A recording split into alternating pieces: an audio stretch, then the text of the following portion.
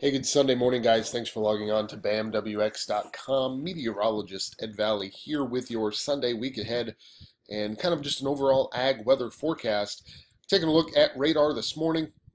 Really nice out in the southeast this morning, as well as in the northern plains. It's been chilly out in the northern plains, and we have this strong cold front moving through the middle of the country. And, that's going to be the real story here over the next day or two as it continues to move off to the south and to the east. Now, we notice some very heavy rainfall falling across southeastern Kansas, western portions of Missouri. And, that's been some much needed rain for a lot of people.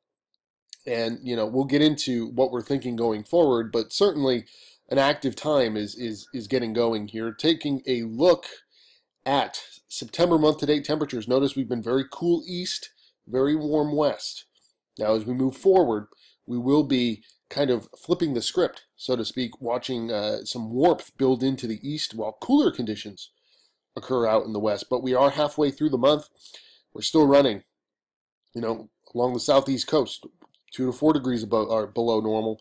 And then you get out into the Tennessee River Valley, you're 10 to 15 degrees below normal. But you go out into the western plains, you're 3 to 5 degrees above normal. So really depends on where you're at, but notice a lot of people have not seen much rain yet across a lot of the ag belt. The exception to that rule is the eastern belt and down into the southeast, where we did see plentiful rains from Irma, and then across the northern plains where we have seen plenty of rain over the last 15 to 20 days. Now, last 3 days of rain, a lot of rain across the central and western belt, some very good news in a lot of places that needed it. Going forward here over the next 10 days, this is the European model. Notice 1 to 3 inches of rain, maybe even some places up to 5 or 6 inches of rain across the central plains where we're seeing that very active storm track. Notice Maria on the European goes right into South Carolina, North Carolina. That's another area we're concerned about and something I'll touch on here in a second. Taking a look at the GFS model, still very bullish about a lot of rain across the central and northern plains. Especially the central plains into the upper Midwest. A little bit drier out towards the eastern belt, but still some pretty good rains, average to above average this time of the year. And then the GFS is a little different with Maria, and that's something we're going to have to kind of sort out here in the coming days. Now, storm risks over the next 2 to 3 days. Central Plains is going to be, the big story here tomorrow.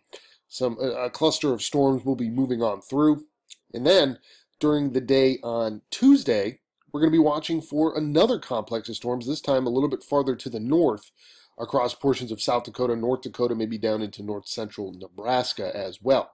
Breaking it down into 5-day periods, temperatures over the next 5 days very warm for this time of the year across a lot of the middle of the country, cool in the northwest, seasonable to slightly above normal in the southeast.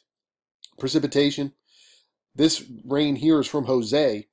That'll stay off the coast, dry across the eastern half of the ag belt, down into the southeast. Fairly wet, again, with that active storm track in the center of the ag belt and into the northern plains. Still dry, though, across the far western portion of the ag belt. Now, as we move into the 6 to 10 day period, we're going to be watching Maria. That'll be coming up out of the eastern Caribbean. We're going to have to watch that in the southeast. But notice, look at the wet signal across the center of the country. That is incredible, and it is a direct relationship between the temperature gradient here. Notice very warm off to the north and to the east here. Very cool, 10 to 20 degrees below normal across the northern plains. So right in between, that's where we're going to have that active storm track, and that's where we're seeing 500 to 700% of the normal precipitation here over the next 10 days or so. This is the 6 to 10 day period. Now, speaking of Jose, this is what we're seeing for Jose, staying off the coast from the southeast, could impact the mid-Atlantic here. And then we take a look at the GFS ensemble a little bit farther to the east, but certainly some rough surf. I was actually in Wilmington yesterday, and there's some pretty significant waves off the coast here. And, that's one system, and it's a very active pattern. Notice we have Maria. Maria's already a strong tropical storm, likely to become a hurricane today. And then we look off into the future. It's looking a lot like Irma, guys. This is a serious situation if you live in Puerto Rico. You know anybody in the Eastern Caribbean. Certainly a major hurricane is on the table here moving forward. And, here's a look at the intensity guidance. Cat 1 likely here today, and then some guidance gets it all the way up to a major hurricane, Cat 3 or 4. And I think that's certainly possible here with a lot of heat potential where this system goes. This is kind of what we're thinking for the path, and that's a lot of heat potential, guys, in this cone here. So definitely something we are keeping our eyes on. Now, last thing I did want to check on here was South America, and just give you a little tidbit about South America. It's been chilly over the last 7 days across a lot of the central and northern portion of the croplands here, across central Brazil down into central Argentina. But it's been dry still in central and eastern Brazil. And, across a lot of the Argentinian croplands, we haven't gotten to planting quite yet, but certainly some good precipitation above normal here over the last 7 days. And as we move forward in time, it's going to be kind of the same song and dance. A lot of dryness still in the central and eastern portions of Brazil, but where that active storm track is, a little bit cooler in the Argentinian croplands here, with some rainfall prospects certainly on the table.